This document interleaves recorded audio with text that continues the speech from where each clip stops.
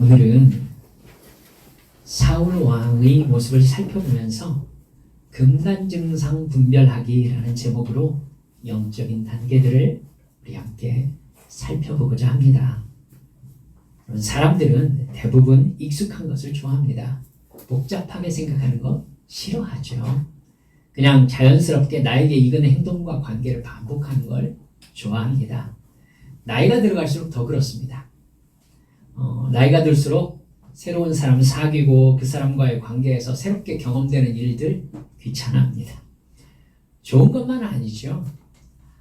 좋은 사람 사귀고 그 사람과의 관계에서 새롭게 경험되는 그런 것들 틀림없이 인생에 조금씩 나아가는 도움이 될 테인데도 여러분 그렇게 경험들이 쌓이면서 좋은 사람 가까이 하고 또 좋지 않은 사람 좀 멀리하면서 나 자신을 발전시킬 수 있지 않겠습니까? 근데 나이가 들수록 그게 귀찮아지는 겁니다. 그래서 곁에 두면 좋지 않은 사람도 그냥 놔두는 경향이 생깁니다. 너그러워서 그럴까요? 그럴 수도 있을 겁니다. 근데 좋든지 좋지 않든지 그냥 내가 알고 있는 사람이어서 그냥 대하는 거리를 조절하면서 그냥 그렇게 살아가는 겁니다. 좋은 사람 사귀고 싶은 마음도 있죠. 하지만 친해지는 마음씀 역시 귀찮습니다. 그냥 신경 쓸 것 없는 사람과 그냥 함께 지내고 있는 것이 더 편한 겁니다. 강아지를 보면 강아지 주인 중에는 강아지를 학대하는 주인도 있다고 하더라고요. 근데 강아지는 자기를 학대하는 주인을 떠나지 않습니다. 왜 그러죠?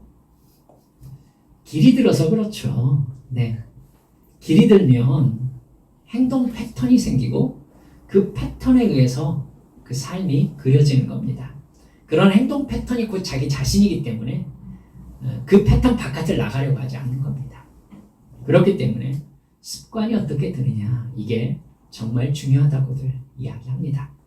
습관은 과정을 생각하지 않아도 몸과 생각이 자연스럽게 반응해버릴 정도로 반복된 생각과 말과 행동을 습관이라고 합니다. 사람은 바뀌지 않는다는 말이 바로 거기에서 나오는 겁니다. 관성이 생겨버린 것이죠. 그렇게 말하고 행동하는 것을 그 사람은 자기 자신이라고 생각합니다. 그렇기 때문에 습관과 다른 행동을 하면 자기 같지가 않은 거예요. 그러니까 안 바뀌는 겁니다. 습관은 그 사람 자체입니다. 습관은 그래서 그 사람 인생 전체의 운명을 결정하는 것이죠. 습관을 결정하는 가장 중요한 요인이 뭘까요? 반복입니다. 반복. 이건 좋고 나쁘고가 없어요. 습관은 무조건 반복에 의해서 생겨납니다. 반복하는 것 무엇이든지 습관이 됩니다. 좋다고 생각한 것이든 나쁘다고 생각한 것이든 상관이 없어요. 습관에 있어서 중요한 건 단 한 가지, 반복입니다. 따라서 생각과 감정도 습관이 됩니다. 슬픈 생각과 슬픈 감정이 반복되면 그것이 습관이 돼요. 그래서 더 자주 반복하게 되겠죠? 결국 그 사람은 슬픈 사람이 되는 겁니다. 반대로 긍정적인 생각과 감정이 반복되면 더욱 자주 반복하게 되겠죠? 결국 그 사람이 긍정적인 사람이 되는 겁니다. 그렇다면 여기에서 습관을 바꿀 수 있는 포인트를 하나 얻을 수 있게 되는 것이죠. 나에게서 부정적이고 나쁜 생각과 감정, 말과 행동, 인식되었을 때에 그걸 하지 않는 걸 반복하는 겁니다. 이게 어렵지가 않아요, 사실. 하지만 낯설기 때문에 하지 않기 때문에 그 습관 안에서 살아가는 겁니다. 그러니까 거꾸로 말해본다면 좋은 생각, 좋은 감정, 좋은 말과 좋은 행동을 그때의 내 느낌과 상관없이 반복하기만 하면 습관이 바뀝니다. 물론 처음에는 남의 것 같겠죠. 맞지 않는 것을 입은 그 옷과 같이 어색할 것입니다. 그래서 하기 싫죠. 그래서 습관이 아닌 행동을 하려면 어느새 하다가 금방 멈춥니다. 낯서니까요. 근데 여러분 아시죠? 싸워야 되는 지점이 바로 그 지점인 겁니다. 하기 싫어서 그만두면요. 나는 지금까지 살아왔던 인생 그대로 죽을 때까지 살고 끝나겠죠. 그런 겁니다. 발전이라는 것은 지금까지 내가 인식했던 나쁜 습관이 바뀌어 간다는 얘기잖아요. 그러니까 습관과 싸우는 새로운 반복이 생겨나지 않는다면 그 사람의 인생은 지금의 인생에서 조금 더 발전하지 못한 채 끝내게 되는 겁니다. 여러분, 이 지점에서 옛 자신과 내가 만들고자 하는 새로운 자신의 갈등이 벌어지는 겁니다. 새로운 자신이 옛날 자신을 이겨서 내가 작정한 그 생각과 감정과 말과 행동을 싫어도 반복하기로 결정해요. 그러면 반복할수록 조금씩 어떻게 되겠어요? 익숙해집니다. 반복하면. 그럼 점점 더 나의 생각과 말과 행동 패턴이 바뀌어 가겠죠. 여러분, 그럼 감정도 바뀝니다. 감정도 습관이라고 그랬잖아요. 감정도 바뀌어요. 그렇게 자아를 컨트롤하는 의식이 강해지고 성장하면 슬픔과 절망과 의심의 감정들을 하고 카트 딱 하면은요, 카트가 돼요. 여러분, 슬픔이 딱 찾아왔을 때 그것에 확 점령당하는 사람이 있는가 하면 카트해내는 사람이 있거든요. 반복한 훈련의 결과입니다. 여러분, 이게 영적 거듭남에 그대로 적용된다는 걸 여러분 아실 겁니다. 사람은 여러분 교회 안에서 경험해 보셨어요? 은혜 받았다는 사람들을 한번 가만히 이렇게 살펴보세요. 거의 다 자기 경험 자랑하죠. 이렇게 했더니 막 하나님께서 이런 은혜를 나에게 주셨다. 내가 이걸 깨달았다. 뭐 자기가 느꼈던 느낌 자랑하시는 분들 계십니다. 그리고 그것을 어떤 분들은 눈물을 흘리면서 이렇게 얘기합니다. 여러분, 하지만요, 그 경험은 은혜를 경험한 것이 아닐 수도 있어요. 사랑하는 여러분들, 은혜를 경험했다는 것이 무엇입니까? 본질적으로 은혜는 무엇을 위해서 필요하죠? 여러분 아셔야 돼요, 이제. 은혜는 무엇을 위한 거예요? 구원을 위한 거예요. 은혜는 구원을 위해서 필요해요. 여러분, 그러니까 은혜 받았다라는 경험은요, 구원 경험이에요. 구원 경험은 우리 잘 쓰는 말로 무슨 경험이죠? 거듭남의 경험인 겁니다. 거듭남의 경험은 여러분 따라서 해볼까요? 이전 자기의 죽음을 의미합니다. 여러분 그렇습니다. 그러니까 여러분 은혜 경험은 곧 구원 경험이고 구원 경험은 거듭남의 경험인데 거듭남의 경험은 무슨 경험이라고요? 이전 자기의 죽음 경험이라고요. 그러니까 은혜를 받았다라고 한다는 것은 나의 영적인 소속이 바뀌었다라는 의미가 되는 거고 내가 속한 나라가 바뀌었다는 의미가 되는 거고 나를 지배하는 지배자가 사탄과 죄에서 하나님으로 바뀌었다는 뜻입니다. 그러니까 여러분 아시죠? 은혜는 결정적인 행동의 변화를 요구하게 되어 있습니다. 그러니까 은혜가 감정과 느낌에서 머물면 그건 은혜를 맛만 보았다라고 볼 수 있겠어요. 아니면 뭔지 알았다? 여러분 진짜 은혜를 받은 사람은 습관이 바뀝니다. 그래서 사람이 바뀌죠. 그러니까 사실 변화를 거부하는 사람은 은혜가 뭔지 알고 나서는 은혜를 거부하게 되어 있어요. 여러분 혹시 여러분의 마음속에 은혜가 부담스러웠던 적이 있으시다면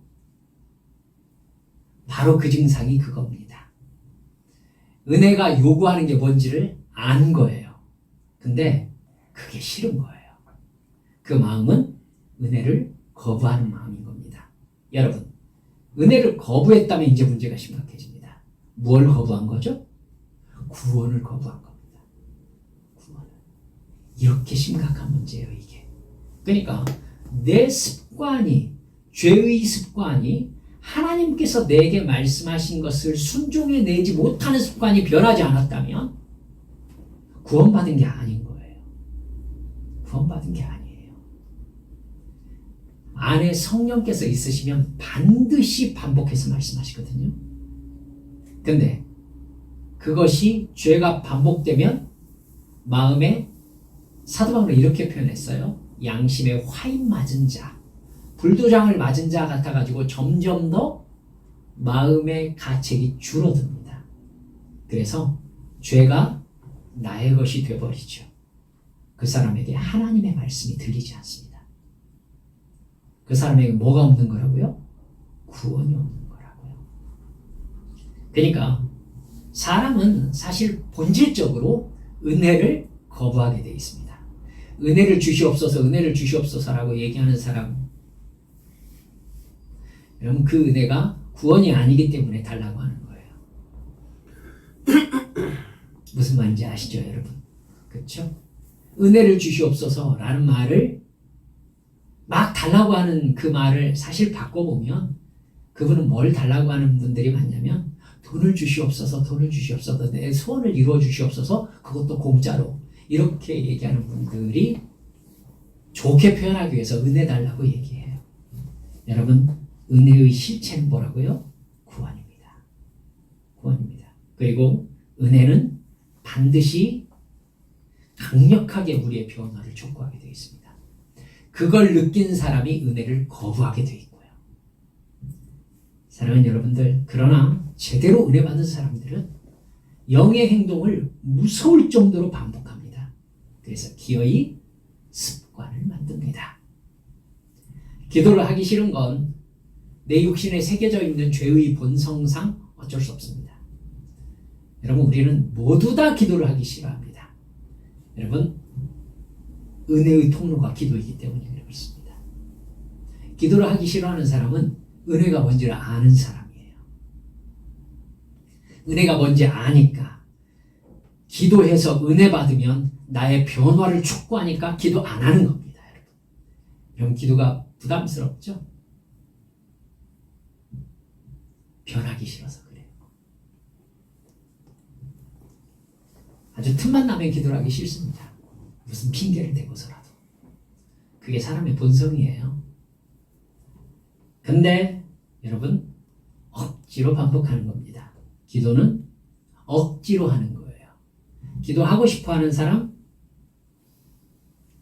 있어요. 있어요. 주님을 진짜 사랑하는 사람. 사랑하는 사람 만나고 싶어 하거든요. 주님을 진짜 사랑하면 만나려고 해요. 기도하려고 합니다. 근데 그 마음 없는 사람은 일관되게 기도를 싫어하게 돼 있어요. 은혜의 통로이기 때문에.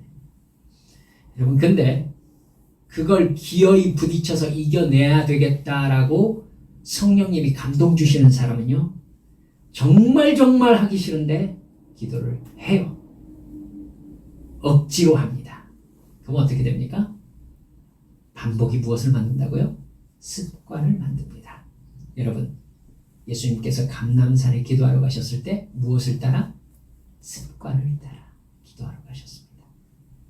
사랑하는 여러분들, 옛사람을 죽이고 거듭난 새 사람에 마땅히 해야 될 영적 습관을 억지로 기르는 겁니다. 반복하는 거죠. 기도를 반복하는 겁니다. 어떤 순간에는 여러분, 사랑 안 되는데 사랑하기로 결정하고 억지로 하는 겁니다. 어떤 순간에는요, 하기 싫은데 내가 먼저 배려하기로 억지로 하는 겁니다. 낯설겠죠? 어색하겠죠? 그러다 그만두고 싶겠죠? 이 정도 했으면 충분하다 싶겠죠? 하지만 그만두면요, 평생 그렇게 살다 죽게 될 겁니다. 성장은 반드시 변화를 전제하게 되어 있습니다. 성장이라는 말은 옛 자신을 놓고 가는 겁니다. 옛 자신을 끌고 가는 건 성장이 아니죠. 변화하지 않으면 성장할 수가 없습니다.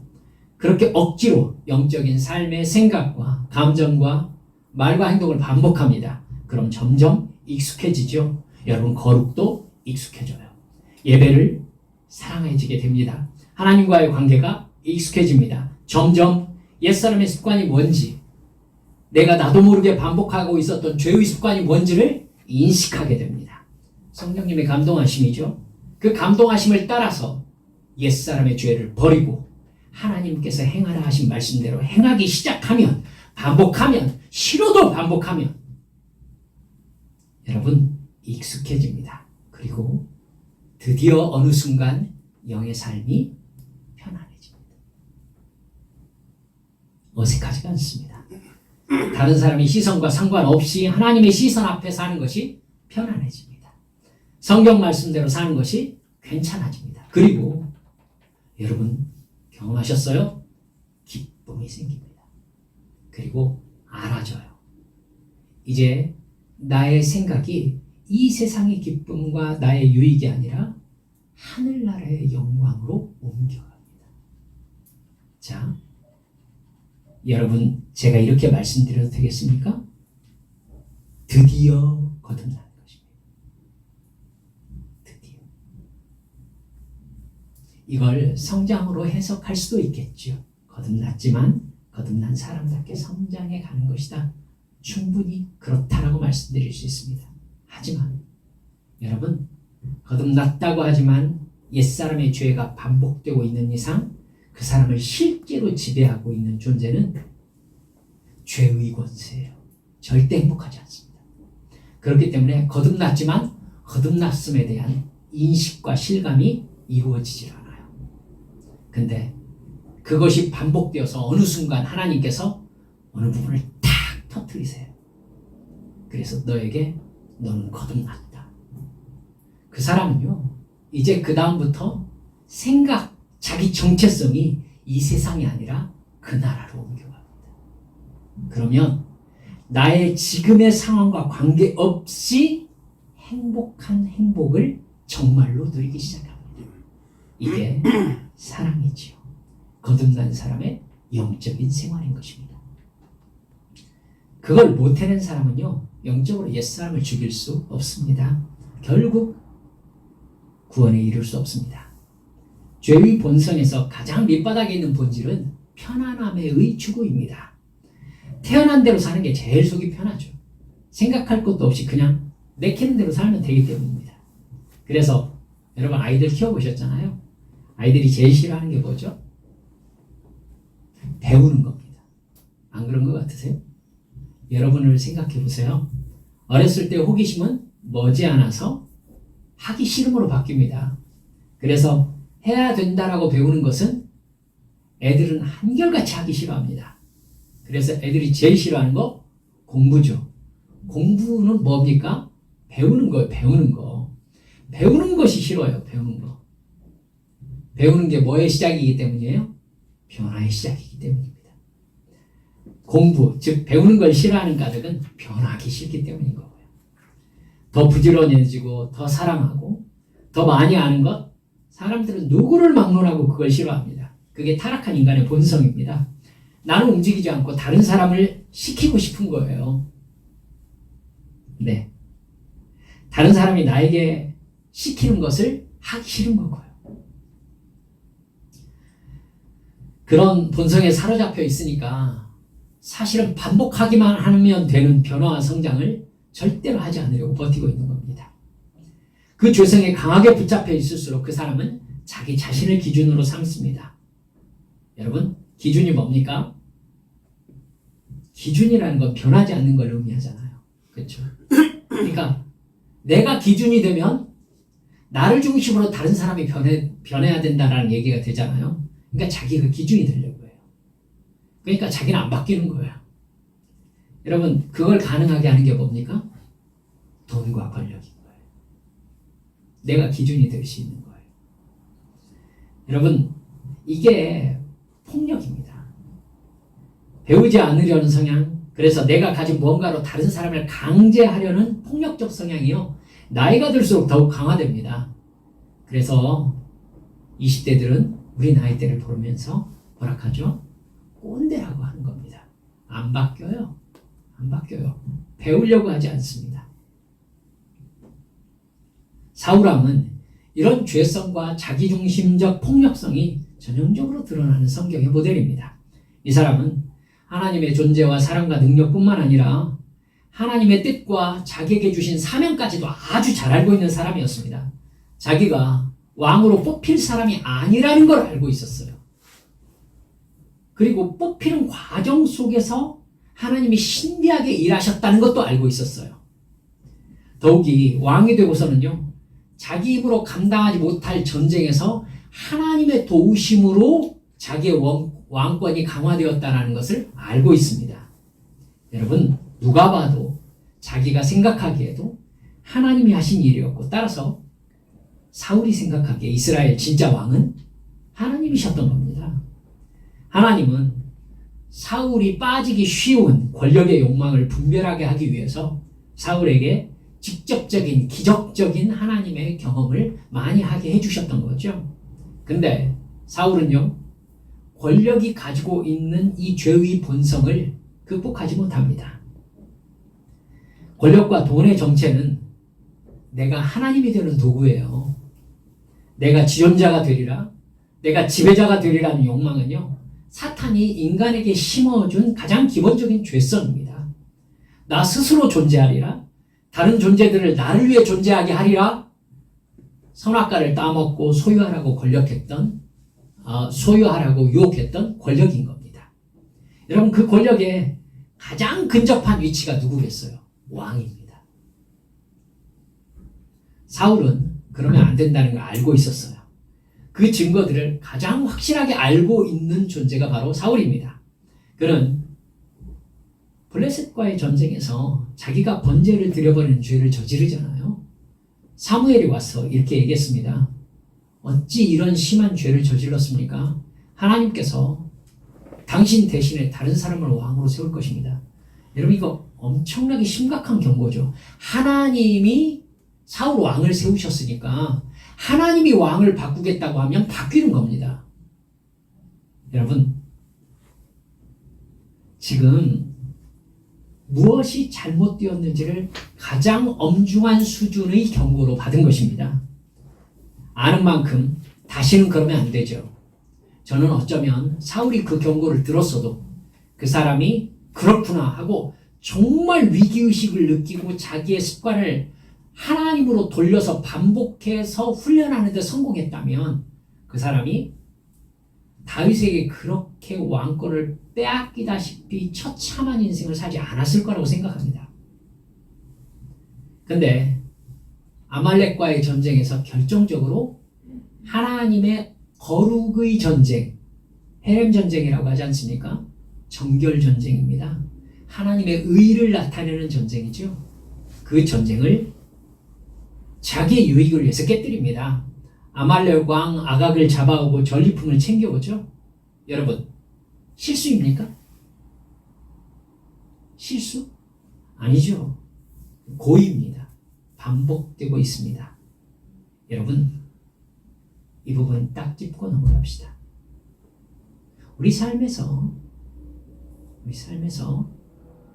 죄가 반복되고 있다면 그건 실수가 아니에요. 고의예요. 고의인데도 우리가 어떻게 그걸 반복할 용기를 얻을 수 있었을까요? 하나님의 용서를 가볍게 생각했기 때문입니다. 내가 가서 하나님께 잘못했다고 하면 없는 것처럼 될 것처럼 생각하고 그걸 믿음이라고 목사들이 잘못 가르쳤어요. 그러니까 예수 믿는 사람들이 죄 짓는데 너무 편안하게 죄 짓습니다. 왜요? 잘못했다고 말하면 없었던 일이 되니까요. 근데 실제로 안 돼요. 그건 하나님을 우롱하는 행동입니다. 하나님은 만물의 여김을 받지 아니하시나니 사람이 무엇으로 심든지 그대로 거두리라. 하나님은 절대 속지 않습니다. 그러니까 회개했다라고 나만 생각했던 거지 하나님은 회개로 받으신 적이 없는 겁니다. 그러니까 우리 심각하게 생각합시다. 우리 삶에서 내가 아는 죄가 반복되고 있다? 이건 고의입니다. 그리고 용서받지도 못했습니다. 기억하셔야 합니다. 하나님은 여러분 이스라엘 백성들의 금송아지를 섬겼던 죄를 하나님이 용서하시겠다라고 하셨나요? 어느 때가 되면 내가 이것에 대해서 반드시 물을 것이다 라고 말씀하시는 것, 여러분 우리 삶에도 그대로 적용된다는 걸 잊지 마셔야 합니다. 여러분 이렇게 죄를 반복하자 하나님은 다윗을 세워서 골리앗을 죽이게 하시면서 사울에게 굉장한 위기감을 안겨줍니다. 이거 하나님의 경고거든요. 말씀드렸잖아요. 우리 삶을 대적하는 어떤 존재가 생긴다는 건요, 하나님이 나에게 경고하고 계시는 것입니다. 근데 사울은 회개하고 고치려고 하지 않고 어떻게 하려고 하죠? 다윗을 죽이려고 합니다. 다윗이 도망가자 다윗을 도와주었다라고 판명된 높 땅에 있었던 아히멜렉 제사장을 비롯해서 제사장 85명을 살해합니다. 저는 이거 가지고 정말 여러분과 한번 말씀을 나누고 싶은 마음이 있어요. 제사장 85명을 사울이 죽여요. 이건 대놓고 하나님하고 적이 되겠다는 얘기죠. 제사장을 죽였다는 것은. 그는 다윗을 잡으려고 최선을 다합니다. 그러나 다윗이 잡히지 않죠. 결국 첩보를 듣고 다윗을 포위하는 데 성공하지만 자기가 대변을 볼 때 동굴 안에 있던 다윗이 옷자락을 베는 사건이 발생합니다. 다윗이 내가 당신을 죽일 수 있었지만 옷자락만 베었습니다라고 옷자락을 보여주자 24장 16절을 보면 사울이 목을 놓아 울었다고 나옵니다. 그러면서 뭐라고 그래요? 너는 옳고 나는 틀렸다. 네가 분명히 왕이 될 것을 난 알고 있다. 이렇게 얘기합니다. 정말 회개 같잖아요. 하나님이 무슨 일을 하고 계시는지 지금 알고 있는 사람의 말입니다. 하지만 여러분 사울이 딱 우리 같은 모습을 보여줘요. 그때의 감정과 말뿐인 거예요. 회개가 아니었어요. 사울은 돌아오자마자 곧바로 다시 온 군대를 동원해서 다윗을 추격합니다. 오늘 본문 말씀이지요. 그는 다윗이 있다는 곳에 첩보를 듣고 3,000명의 군대와 함께 다윗을 추격합니다. 그리고 밤이 되어서 야영을 하는데 다윗이 아비새와 함께 사울의 진영으로 침입하죠. 그래서 사울 옆에 있었던 물병과 창을 가지고 나갑니다. 그리고 한참 떨어져서 큰 소리로 사울을 호위하는 군대 대장 아브넬을 부르죠. 아브넬아, 아브넬아 하고 부릅니다. 그러니까 이제 온 군대가 깰 수밖에 없었죠. 그 밤중에 막 소리를 지르니까. 다윗이 소리칩니다. 왕의 창과 물병을 누가 가져갔는지 한번 살펴보아라. 결국 사울 왕은 두 번째 죽을 상황에서 자기가 다윗에게 목숨을 건진받았다라는 사실을 파악합니다. 그리고 오늘 우리가 읽은 21절에서 다윗아 내가 잘못했다 하면서 내게로 돌아오너라. 내가 너를 다시는 해치려 하지 않겠다라고 약속합니다. 여러분 25절에서는 뭐라고 그래요? 사울이 다윗에게 내 아들 다윗아 네게 복이 있을지로다. 네가 큰 일을 행하겠고 반드시 승리를 얻으리라. 사실 정신 나갔죠. 다윗이 지금 승리를 얻을 대상이 누굽니까? 사울 왕이에요. 그럼 너는 나를 이길 것이다 이 말이죠. 예언의 은사가 아무래도 있었던 것 같아요. 미친 거죠. 사울은 처음부터 지금까지 뭐가 잘못됐는지 알고 있어요. 근데 사울은 멈출 수가 없어요. 권력욕을 버릴 수가 없어요. 하나님께 돌아갈 수가 없어요. 왜요?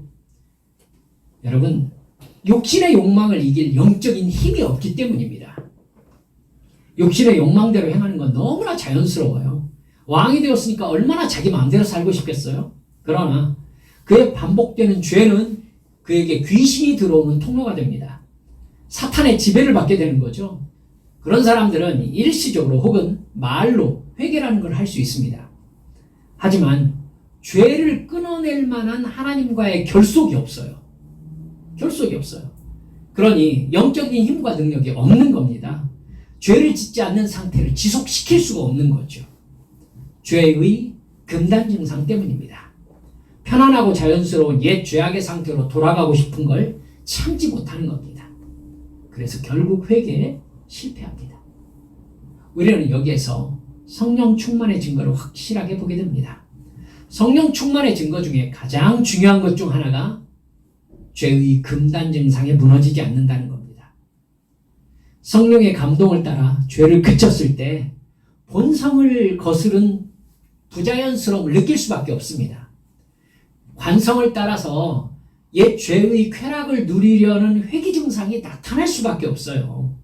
인간의 본성이니까.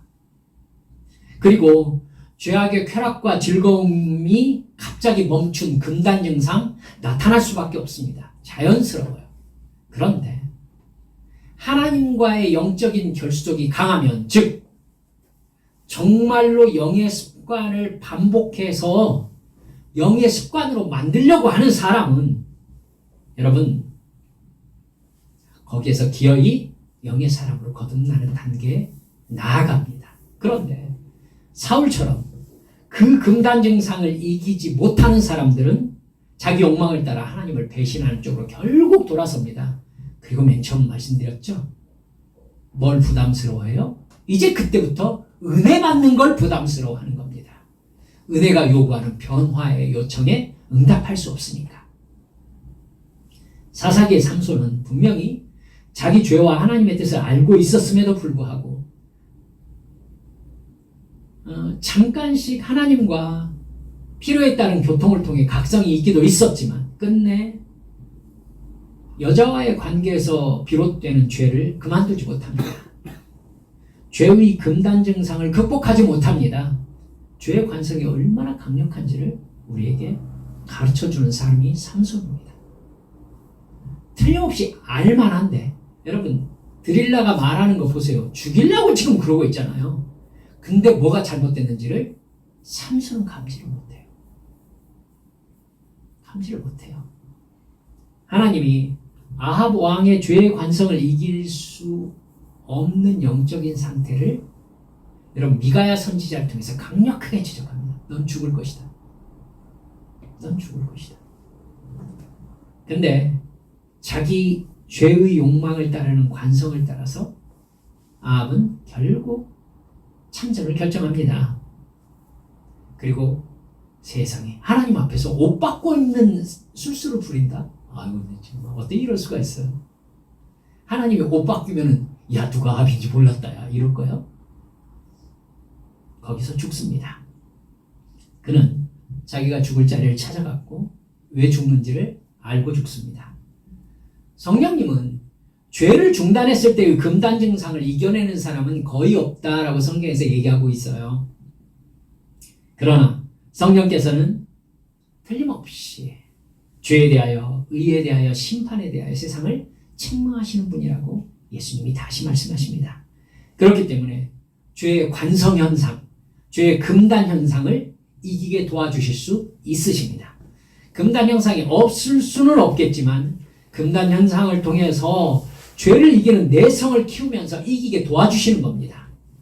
내가 죄와 싸우려는 영적인 열망을 가지고 죄와 싸우고 있으면 성령님은 반드시 죄의 감옥에서 나를 꺼내주십니다.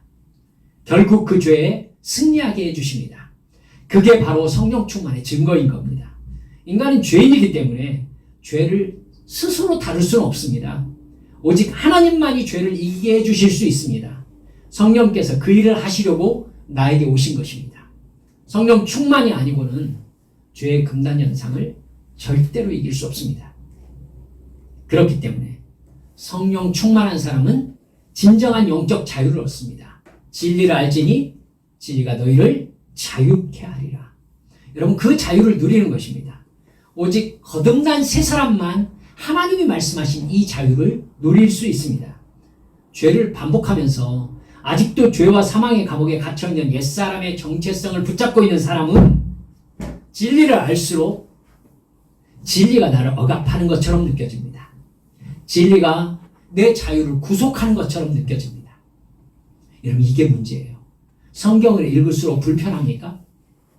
그리고 기도할수록 깨달을수록 마음이 힘듭니까?